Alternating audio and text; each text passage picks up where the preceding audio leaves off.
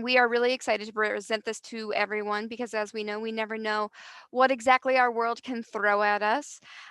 Any of the print-offs that are mentioned throughout this presentation, we do have available here at the West Wyandotte Library. You can come and pull up in our curbside pickup spot and just request that material, and we'll bring it out to you totally free of charge. So we have a few people joining. So just again, welcome everyone. I'm going to be turning it over to our host. So our host for this evening is Dr. Chiquita Miller. She is from the K-State Research and Extension Office of Wyandotte County, and she is here to educate all of us on what to do when disaster strikes and how to make sure you and your family are as best prepared as you can possibly be. So without further ado, I'll hand it off.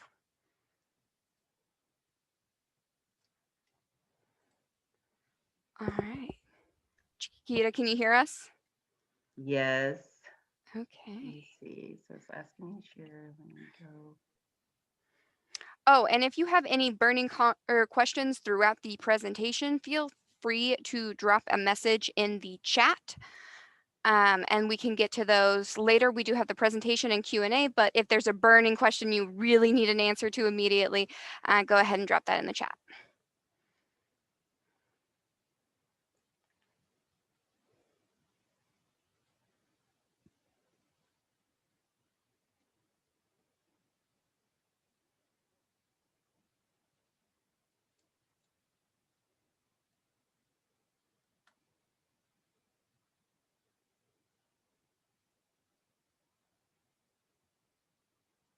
Yeah, I love technology. Yes. I know. It was like, okay, that's not what I want.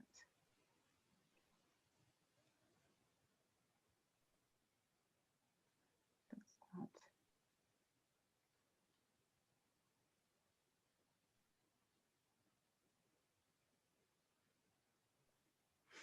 If you need, I can pull up your presentation too. Yeah, why don't you do it? Because it's not allowing me. That's kind of, yeah. This is programming in the time of a pandemic. Okay. So I'll go ahead.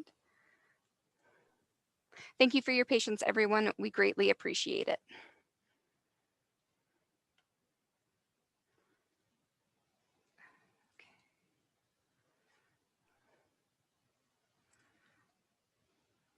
All right.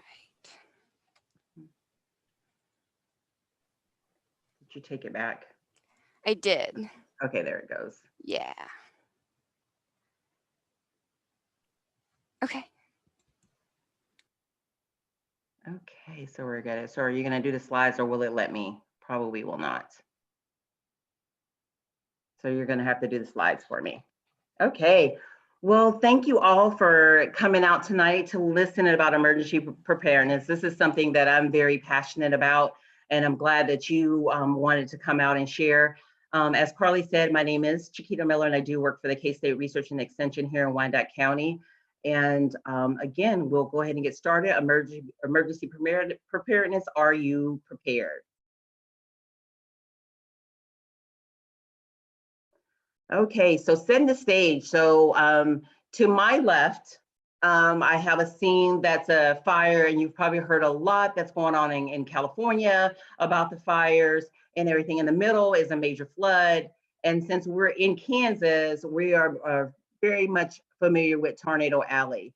So out of the three pictures that I have set up, have anyone that's in the group tonight, have you ever experienced or have lived through any of these disasters? And you can either put in the chat, and I think we'll be monitoring the, and it's like, no, thank you, sorry. So we have a response that says no, no, wow. Interesting, okay. Thank you for sharing that. So we had a couple no's, which is, like you said, is to be grateful for that. I will honestly say, I think I've been in almost every disaster possible except a tsunami. Thank you. There was another no. So you guys are the perfect audience to be here tonight. I think I've been through everything from a hurricane, tornado, flood, fire. When I lived in Alaska, we actually had a volcano that erupted. And so we were pounded with volcanic ash. So if you can imagine rain coming down on you, just ash falling and they were telling us not to drive as much because the ash would kind of come into our car, into our filter. So it was like, it's really just a horrible thing. But yeah, so setting the stage. So think about that. And like Carly's already said, dealing with COVID, that is also a major thing as well. So we'll go on to the next slide. Just getting you to do that together. Okay, so basically the objectives tonight is going to be pretty simple. It's just like we want you to think about self and family when you come together, making that plan, building that kit, and being informed. That's it. That's all we're talking about tonight.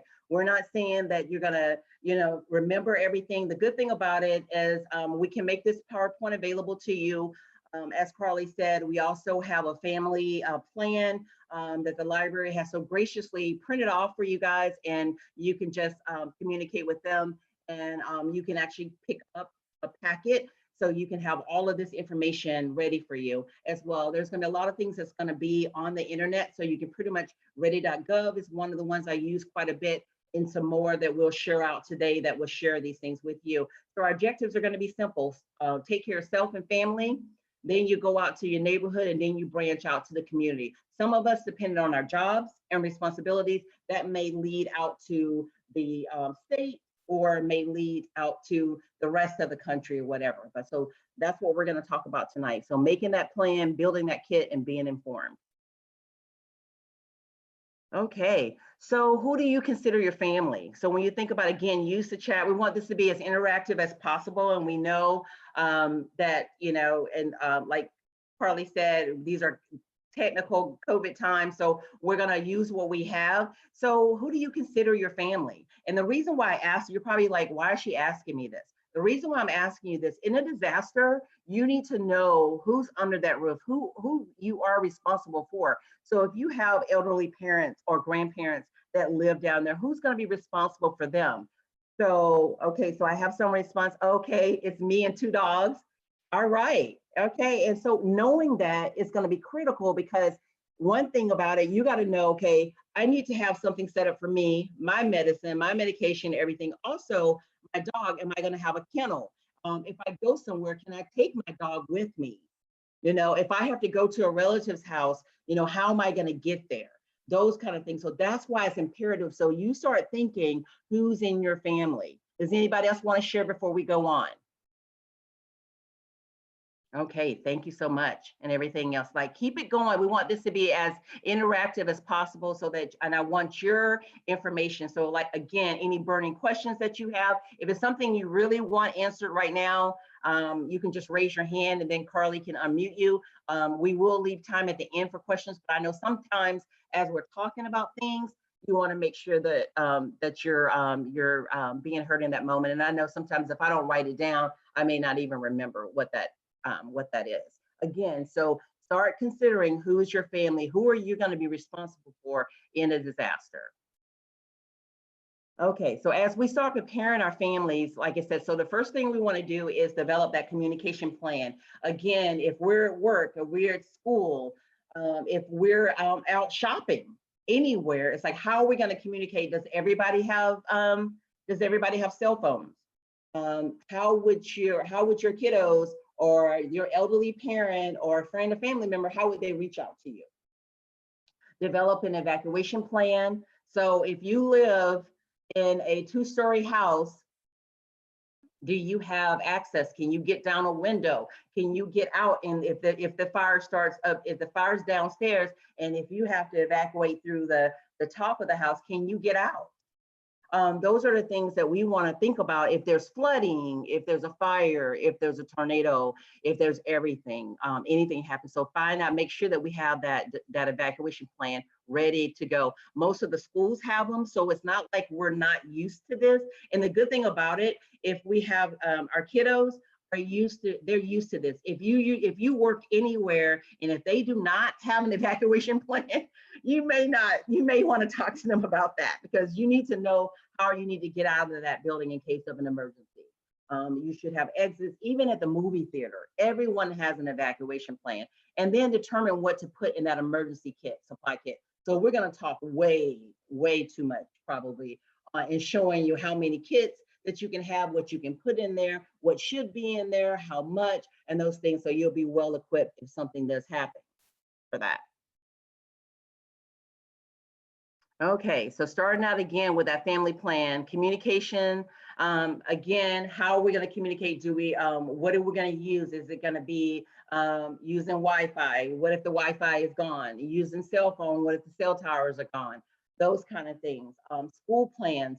And this can mean a lot of different things. If something happens while they're in school, if something happens in a different area. And so if they're going to stay in school, who's going to pick them up from that location? Those kind of things. Meeting places.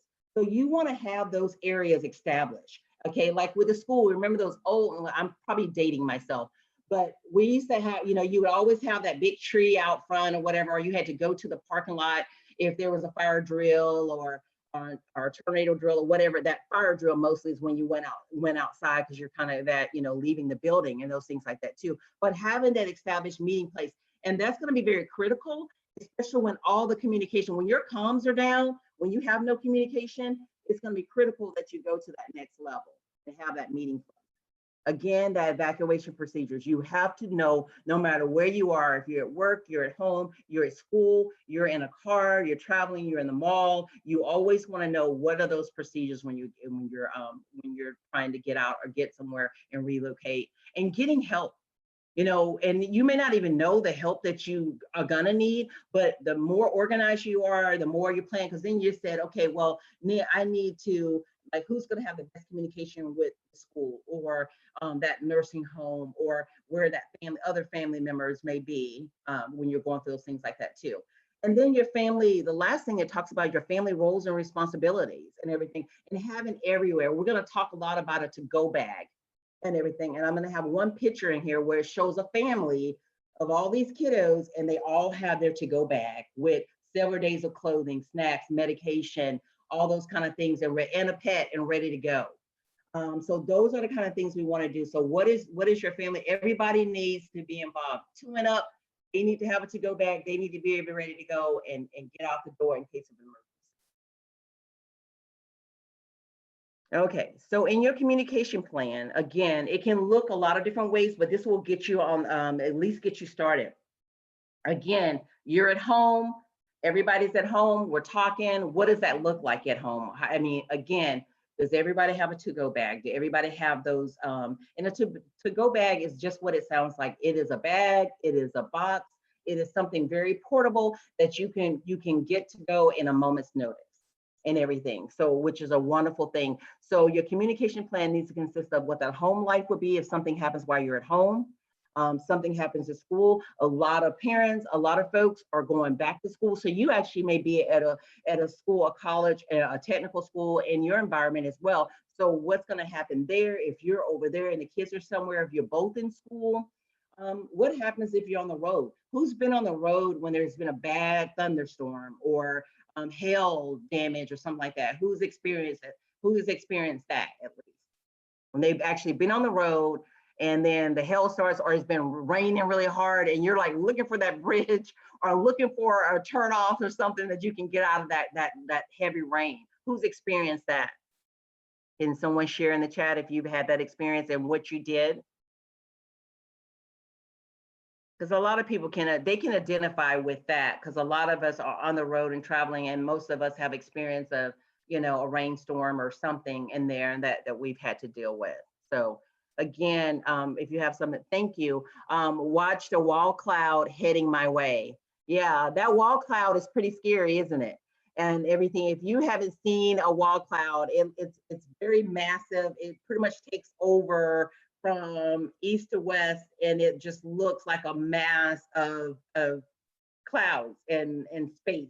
is what it does. So it can be very menacing. It's usually dark. And then also, and if there's rain coming, it can be very scary that can come over you. So it's kind of just imagining some kind of hovercraft coming over you that's very massive, that's taking over everything.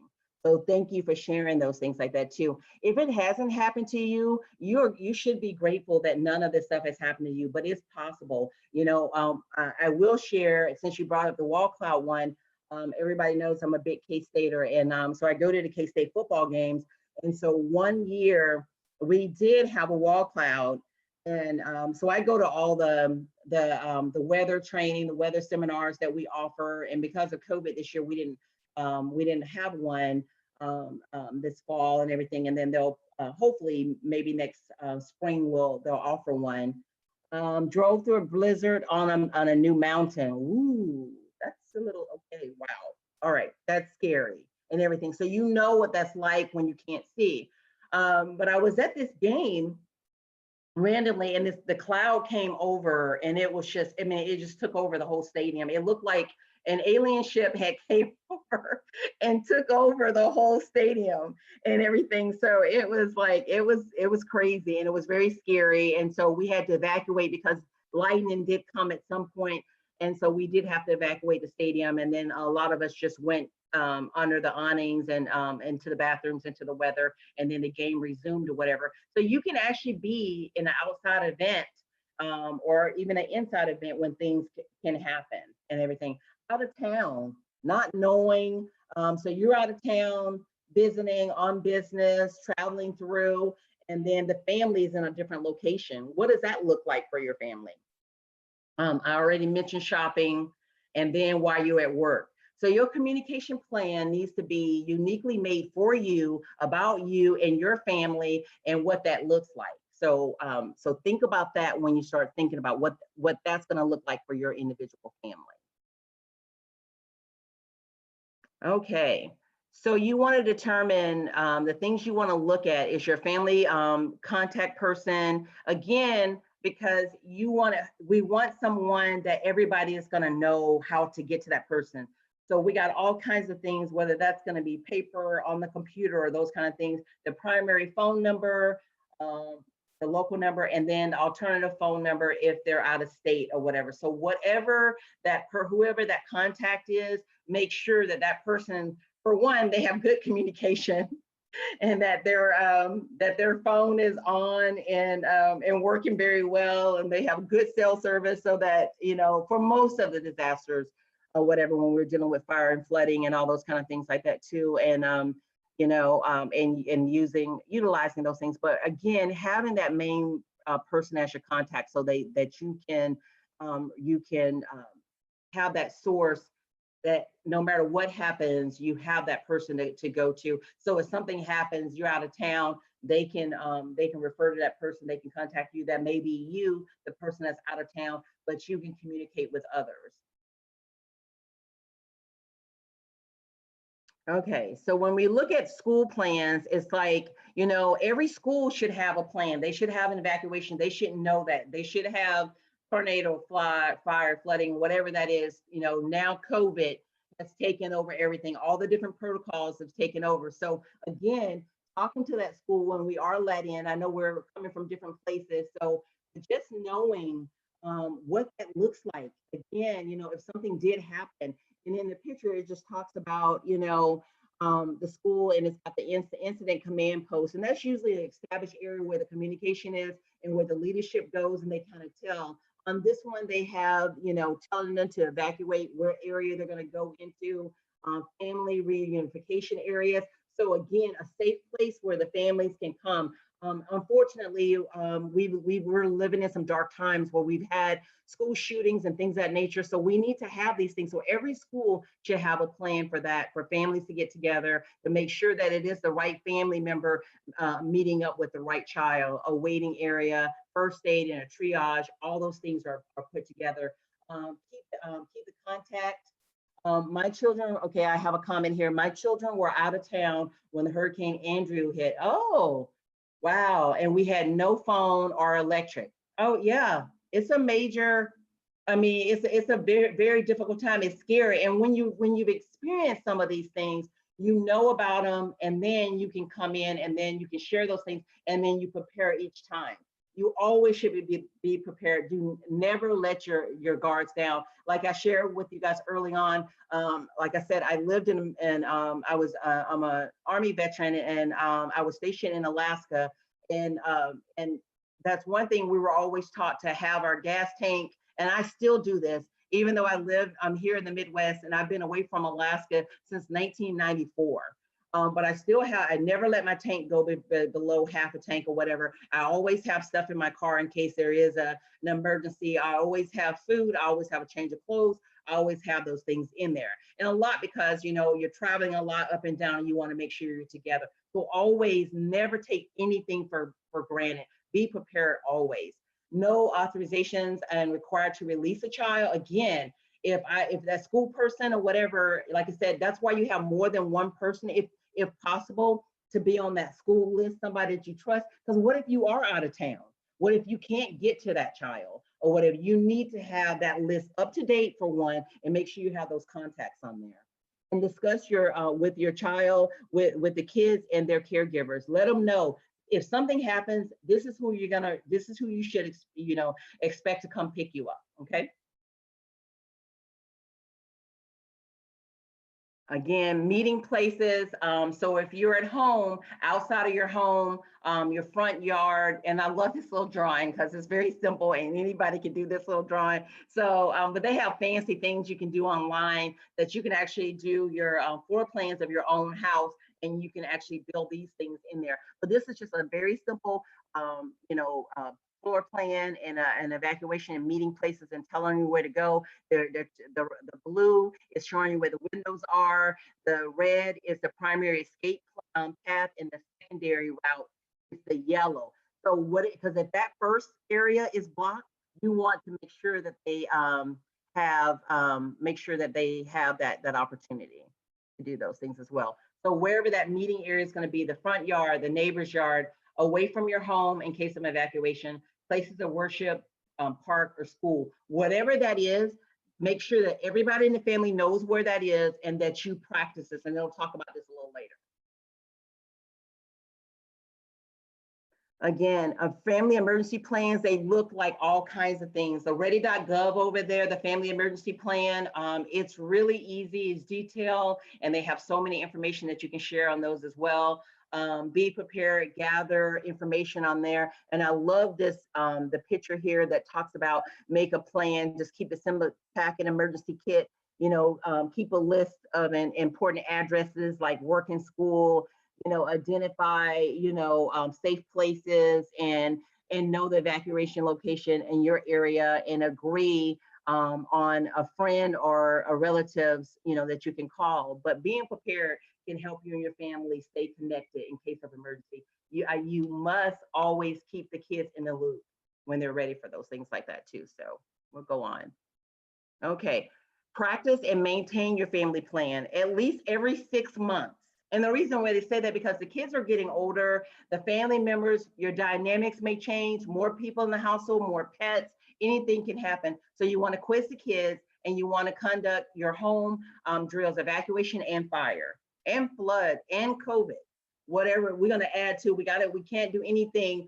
I didn't concentrate so much on COVID in this because I think you guys have been inundated on COVID, and you've survived since March. So I think you're doing a pretty good job with that, but we always can do better in everything and being prepared. So every 6 months, practice. Family roles and responsibility, learn how to turn off utilities. How many of you know how to use a fire extinguisher? Develop a pet evacuation plan. Yay for the person that put in there about their pets. And then assemble an emergency supply kit. Everybody, this is everybody in the family, because if something goes down, you're going to need everybody ready to go and willing to help you out, because it's going to be very hard. If you're a family with just yourself and the 2 pets, that's going to be a lot to get those pets. So you get those pets in gear too. Get them ready to go and get them trained or whatever. And some of them can carry some things out too. We can put a backpack on them as well. Put those pets into action. and everything. So the one to my left is an appliance, a gas shutoff valve. It says turn off the gas at the gas appliance and rotate the valve to a quarter turn and everything. Yours may not look like this, but you need to know what that looks like on that. Another example over here is the gas service shutoff valve. It says turn the gas valve, use a 12 to 15 inch adjustable pipe or crescent type wrench and give the valve a quarter turn in either direction to turn those off. Who knows how, where their, first of all, who knows where their gas line shut off is? Just put it in the chat. Who knows where it is right now if something did happen? On the meter. Yay, yay, yay, yay. Thank you for sharing that. We can go on, Carly. Yes, thank you. Yay, I'm glad. Because it's important. You'll be surprised at how many people do not know where the shut off things are. Turn off electricity. I'm going to say the same thing. Let's keep it going. Know where your home's main electric switch is located to quickly turn off electric supplies to your entire home in case of emergency, and know how to read circuit breakers. Anybody like me, where's yours? Mine's in the basement.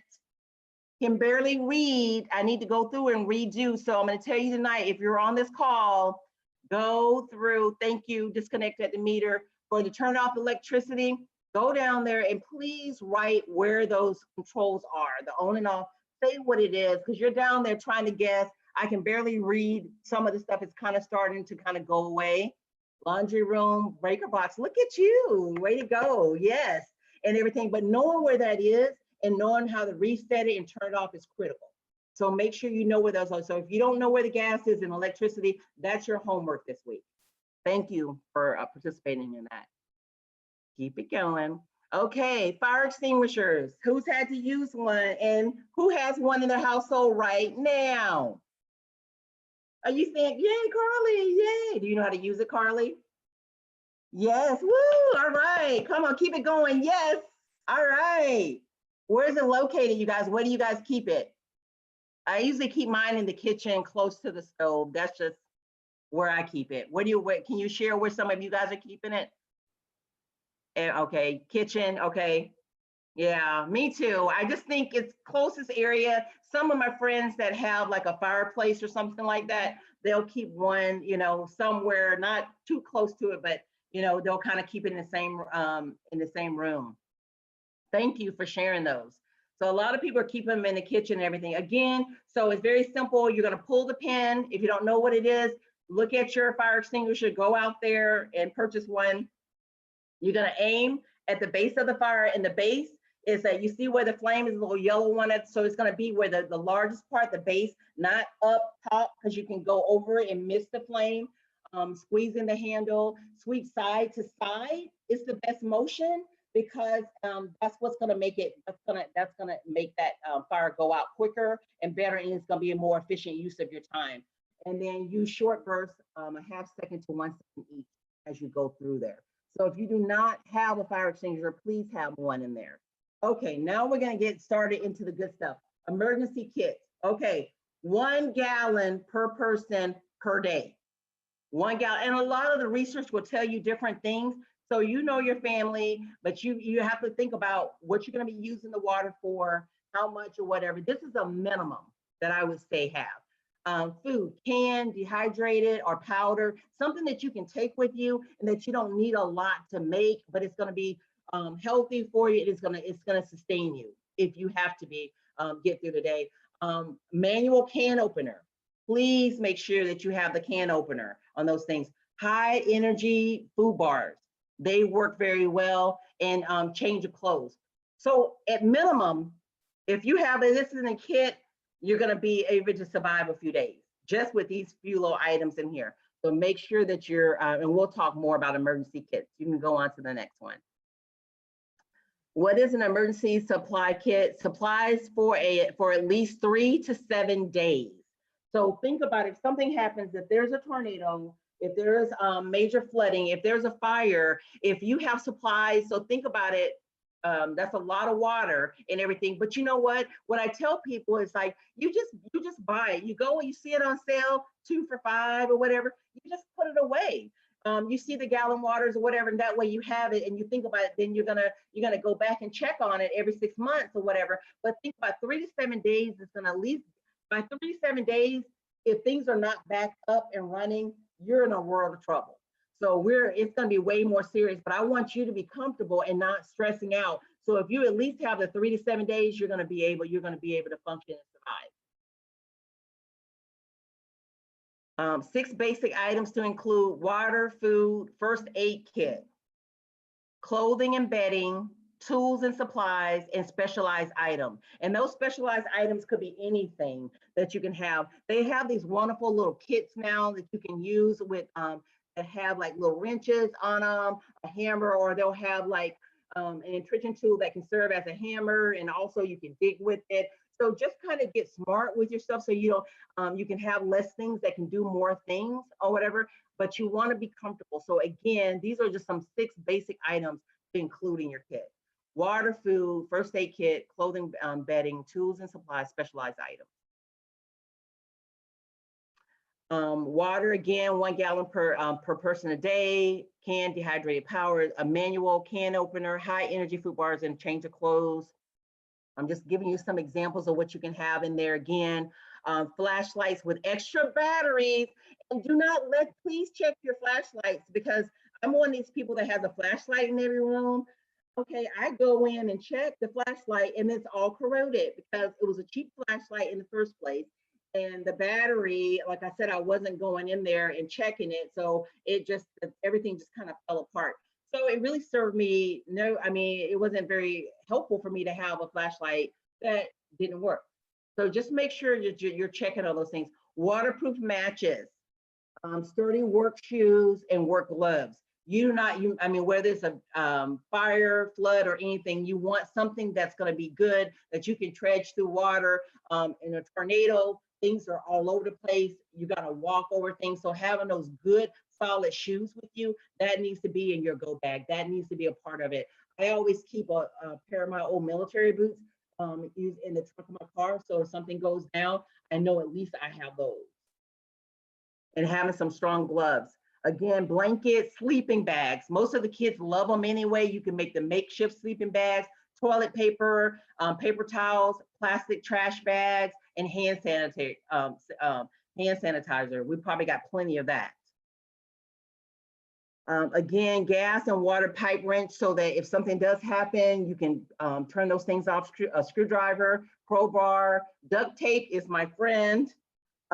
Plastic sheets that you can use for a host of different things. Rope, a knife. Please, please, please keep a little knife, even if it's just if it's a Swiss Army knife. Those are the best things that you can have, because it has a can opener, a little screw things on it, and it has a lot. You can do a lot. So invest in that. I know Christmas is coming up, whatever. That Swiss Army knife may be your friend or whatever. It's small, but it has pretty much everything that you would need on there as a tool, and everything. And road maps. Don't laugh at me, but I'm telling you, when Joplin happened, when the tornado went down in Joplin, I went down to Joplin to try to help out. And I'm gonna tell you, it was the strangest things.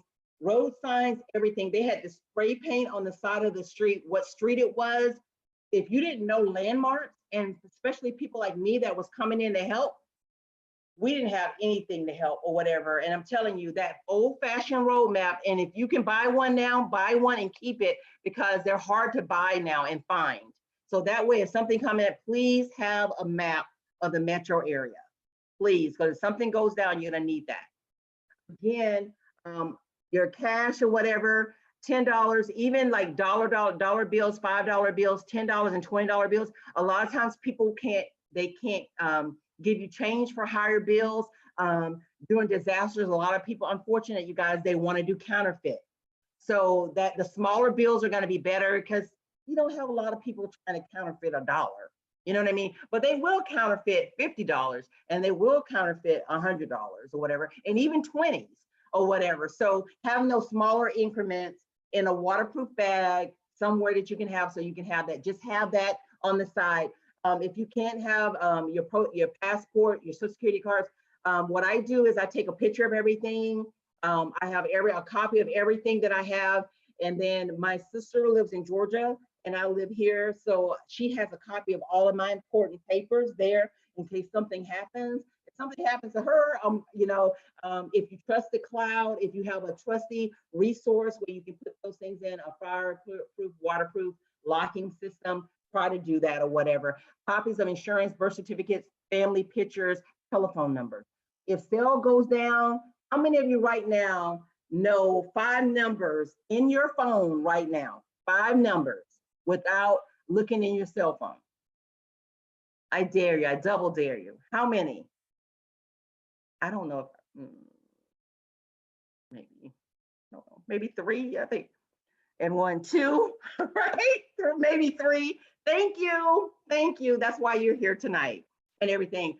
Have those phone numbers somewhere else and everything. I'm telling you, I don't think anybody would know 5 numbers right off the bat. Okay, Carla, let's keep going because I always have way too many slides. There it is. 72-hour kits for 5 kids is possible. You see them in there. They all have, and they're using backpacks and different things in each one of them. Look at that picture. It can be done.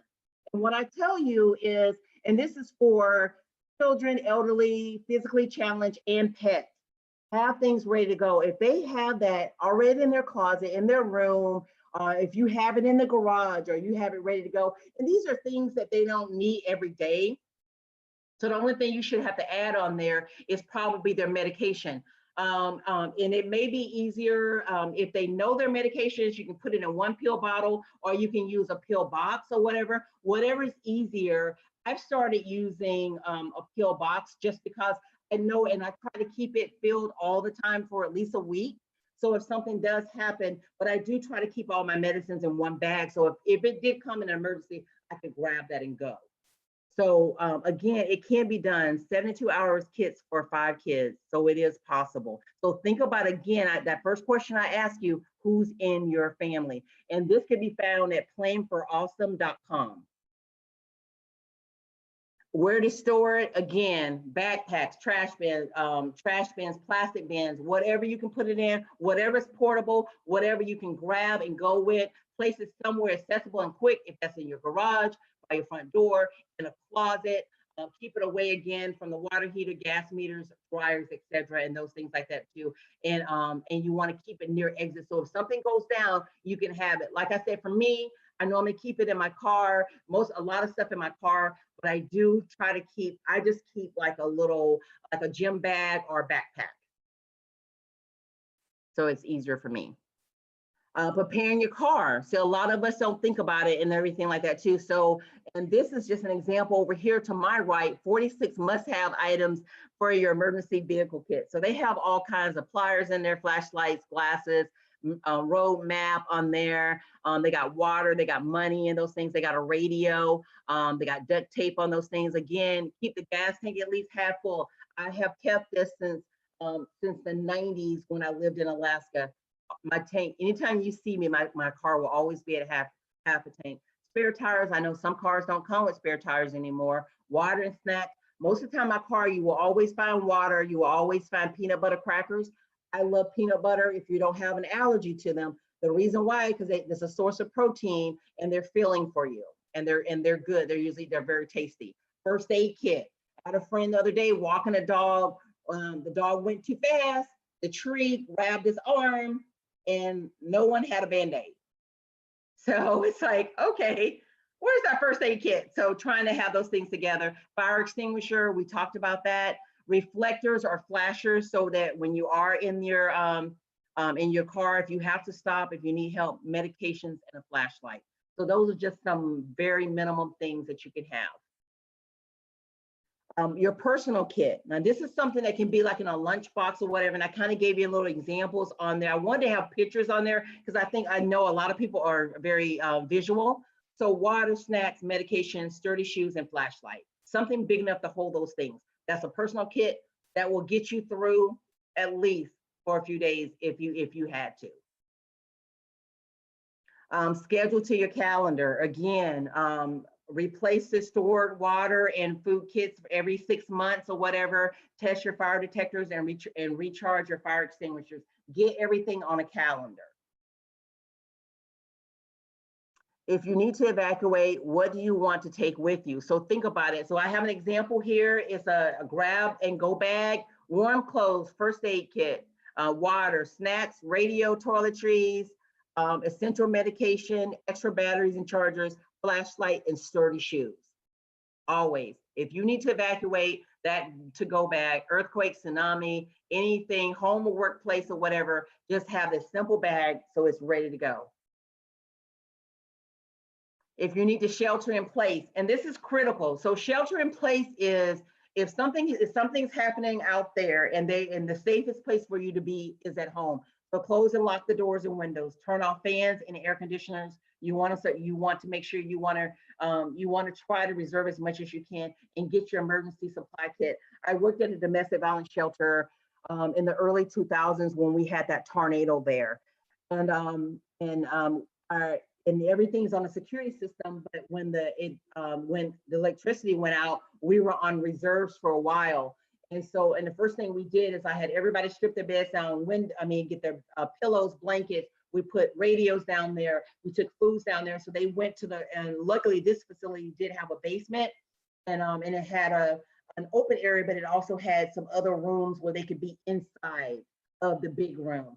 So everybody just hunkered down, and we were there for several hours without power, but we had food, they had everything with them. They had a radio, and it works out. So be ready, you guys, because you never know when it's going to happen to you. So if you have to shelter in place, make sure you have what you need at home to keep you safe. Again, these are just some other materials that they have out there: shelter in place, evacuate for a fire, and lockdown, again, for active threat. And this is like if you're somewhere, there's an active shooter, of course, the run, hide, fight, or take action and police response. So that's a lockdown threat. The other one's talking about fire, and the other one is talking about shelter in place. Getting help, 911, emergencies, knowing the local numbers or whatever. Of course, when something happens, everybody wants to call. So you're having the local police, fire department numbers, also having the cell numbers, also having the non-emergency numbers, because if it's really not an emergency and everybody's calling, you want to make sure you have those things ready. Also, the little picture I have on there. So having that for fire, police, ambulance, poison center, your physician's number on there, you should have those kind of things. You still should have them. I like the old-fashioned little tags. You can have something like this, just have it on the refrigerator. So if something happens, everybody knows where to go, and they can, and in case something does happen, because you never know with that poison control or anything that can happen with us. And now with COVID, we want to make sure we're prepared. Know your neighbor. I mean, how many of us know our neighbors anymore? Whatever, if something happened right now, do you know your neighbors? Do you know what skills they have? Do you know where they work? Do you know how they can help you? How many people?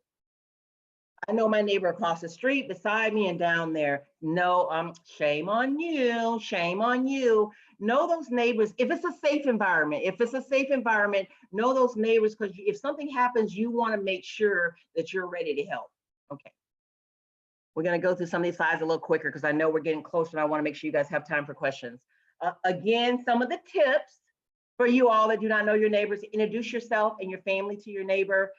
Get a map of your neighborhood, talk to the neighborhood local emergency personnel, develop a list of neighbors, skill and special equipment in case something does happen, and prepare a backup plan for the neighborhood children, elderly, and other special needs when something does happen. You are your brother's keeper if you really want to be a good neighbor. Again, you can plan if you go to your neighborhood association meetings. You can prepare a plan and work together, reduce anxiety, injuries, and property, the damage that's on there, reduce secondary hazards such as fires, and greatly improve neighborhood recovery for being together. Again, these are some local resources in the community here. Resources and prepared information, the Center for Disease Control and Prevention, the Community Emergency Response Team, education and training opportunities, emergency supply kits. These are all things, if you can access them at the WICO, kck.org emergency resource, and they'll have all of these on there. And most of them have a hyperlink that you can go to. So if you guys want to screenshot that really quick, and then that way you can go to them, and most of these, like I said, they are hyperlink so you can go right to that area. The Metro Emergency Managers Committee. I mean, there's so many things out there to help them, but these are some of the local things that we have. Okay. All right. Again, these are some more radio amateurs, civil emergency services races, ready kids, and then safe room, severe weather, safety and survivor for home safety and spill reports and weather safety handouts. All of them are part of that. Preparing together as a family, talk about it, meeting. So if you're having that family meeting a week, just add that one little safety tip. Add something else that they can happen. Help them help themselves so that they feel safe if something does come together. And what are some of the public health people are doing? So these are some links to Fred the Preparedness Dog, ready.gov, accessible emergency information for persons who are deaf and hard of hearing, blind, or who have limited sight, American Red Cross, KDH&E. There's so much out there, you guys, that the public health is doing. Some more things, Kansas Commission on Disability Concerns, KDOT, National Weather, pandemicflu.gov. There's so much out there. Watch out for the ordinary, like stuff like that's out there. So air testing, over-the-counter medication sales, hospital volumes. If something's going on, there's something's not quite right in the air. Emergency room patients complaints and unusual deaths. Sounds like COVID, right? But but something like this is happening here. That could be some kind of biological virus type thing or anything. Or do you always want to be concerned about your air quality? We have to, I'm not saying to be hyper on things, but we want to be aware. Be a health emergency volunteer yourself. You can volunteer at local health shelter, the church or synagogue or temple, a neighborhood watch group, local Red Cross, emergency drill exercises that you can be a part of. Community emergency response team. I would be remiss if I did not. This is my brainchild. I'm a part of the Wyandotte County Community Emergency Response Team. Share a little bit about what they do. These are some of the things that they do. This is the one to the left is training. They're at an event there and they're actually practicing over there and how to handle a disaster if something happens. You can get involved. Preparedness requires active participation for all. Talk to friends and family about hazards. These are things that you can do now. Ask about emergency planning outside the home. Make sure those are in charge have a plan. Make sure you go to work and make sure they have a plan. Go to your church, go to the school, make sure they have all these things.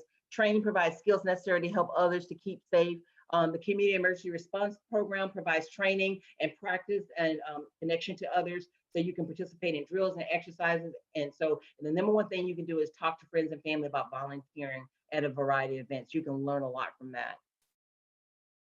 Locally, you can bombard Matt May and tell him I sent you. He is the director of the Emergency Management Department here in Wyandotte County.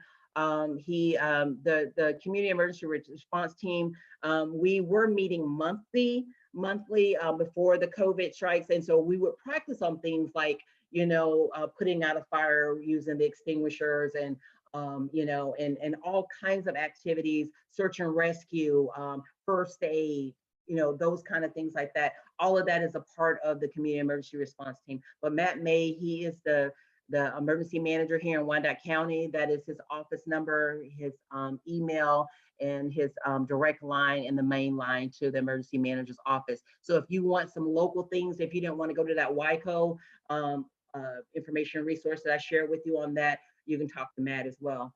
Do they have the new booklets to provide to some people? We usually are pretty good about keeping them and everything. Yeah, and they actually have the little booklets that we have that are really good preparedness booklets that you can have. You can put them in your car, and they have them in English and Spanish right now currently. So yes, they should have those as well.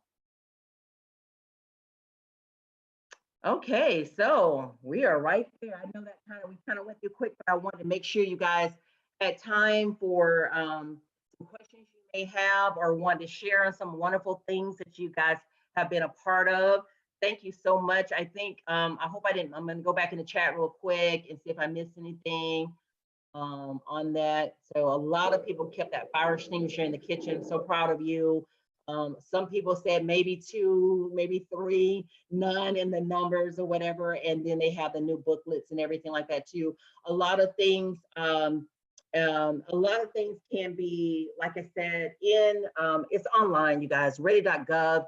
There was so much on here. Like, I think I had probably 50 some slides tonight, and I could have had so many more. But let's hear from you all. What are some of the things that you have worked well, or one thing why don't we do this?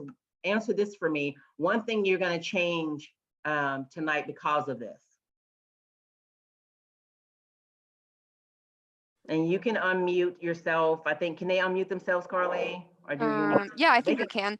yeah. It also looks like Bonnie might have a question. She has Oh, her hand raised. okay, Bonnie. Let me see. Okay. I don't see her on here. Maybe it's kind of on the other thing. Okay, Bonnie. Excellent. Refresher course. Thank you. Make go bags. Yay! Thank you, Bonnie. Yay! Bonnie's gonna make a to-go bag. Who has a to-go bag right now? Who has a bag right now? Anybody? Did you say you had one, Carly?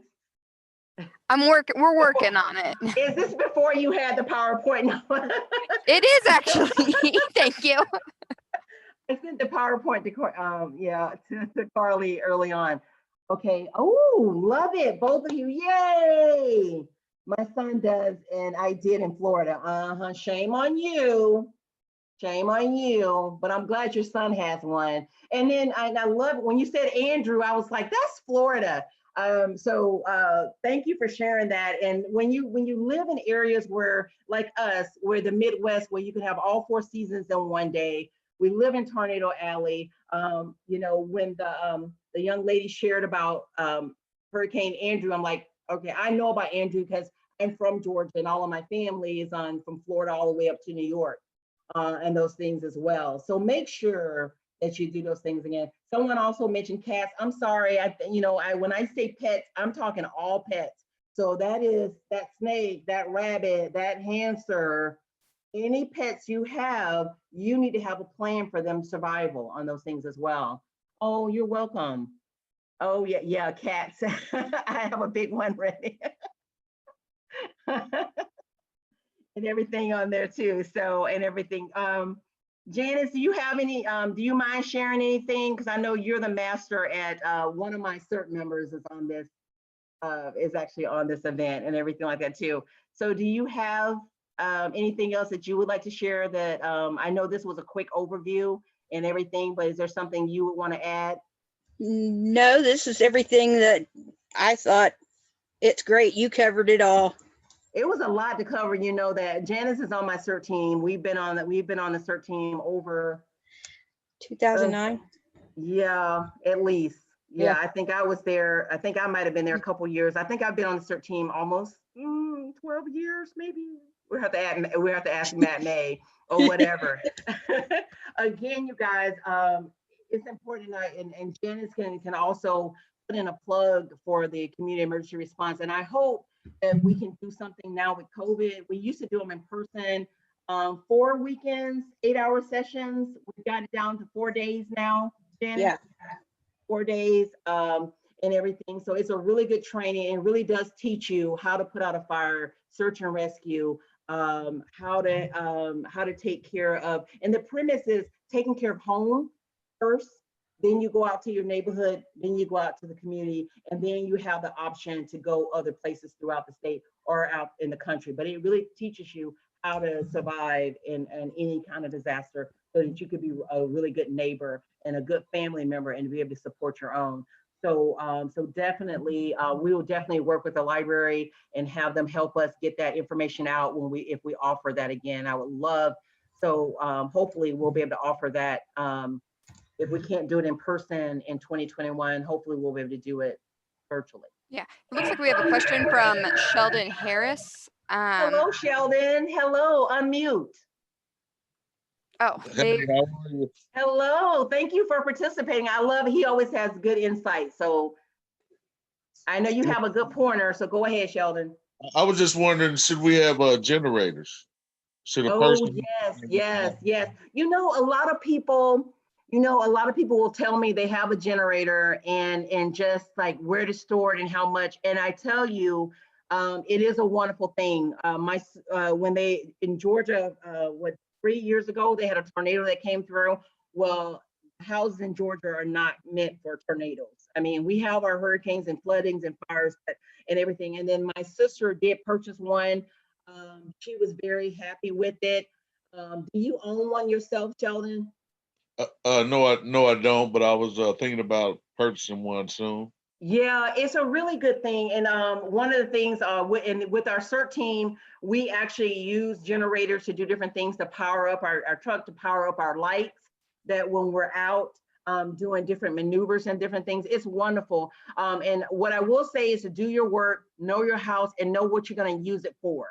Because Okay. based on the type and the wattage that you have in that, it's gonna that's so if you're like, okay, I want that refrigerator going, I want the some lights on, or those kind of things like that too. So just kind of do your due diligence and try to find a safe way and how to store them, have a good place to store them and everything, and making sure you're keeping up with the maintenance. So yeah, so thank you. That was one of the things that's not on here and everything. Someone also said don't sit it up too close to windows. Have you had a bad experience? Do you mind sharing that? Someone had put on there, do not set it up too close to windows. Do you mind unmuting? Yeah, I basically, safety's sake, you want to remember that it puts out carbon monoxide. Yes, and so you yes. don't want to have it too close to a window that can vent into your house. You want to have it far enough away from your house when you're setting up a generator. You don't. Yes. There's been, like down in Texas, ones that have been poisoned, carbon monoxide poisoning, and died from it. So you got to be careful with generators. Wow, thank you so much. Yeah, and everything, and just do your due diligence. And it's a purchase. They're not cheap. So make sure you're going to have one that it's going to last and it's going to work well and it's going to serve your family needs and everything else too. So thank you for that, because you definitely do not want to make sure that it's going to cause more damage. So thank you for bringing that up, because I did not include that information about a generator. So thank you so much for all of that. I'm trying to go back through the chat again. Again, thank you guys for being here. We did record this, and so if you have friend or family that couldn't be here tonight, they can actually go on the library. Carly, can you tell them where they can go for that? Yeah. And everything. So kckpl.org is our website, and you can access our programming blog from our home page. That's where this video will be posted in a programming blog. We also have a blog post prior to this presentation that also gives you some more emergency resources. And just to highlight this again, because I think we had some people come in after I had stated this, we do have print-offs of family plans, emergency weather preparedness plans, free of charge for you and your family. Just come to our curbside delivery spots and we can bring that information out to you, because they're packets. So that way you don't have to waste any of your money printing them off. We already have them for you. With that, it doesn't seem like we have any more questions. Thank you everyone for attending. Yay. Yes, round of applause. Thank you so much, Dr. Thank you Chiquita for Miller. coming, everybody. Please share. Thank you. Have a good evening. Be safe. Be prepared. Yes. All right. And with that, we will end this. Thank you all.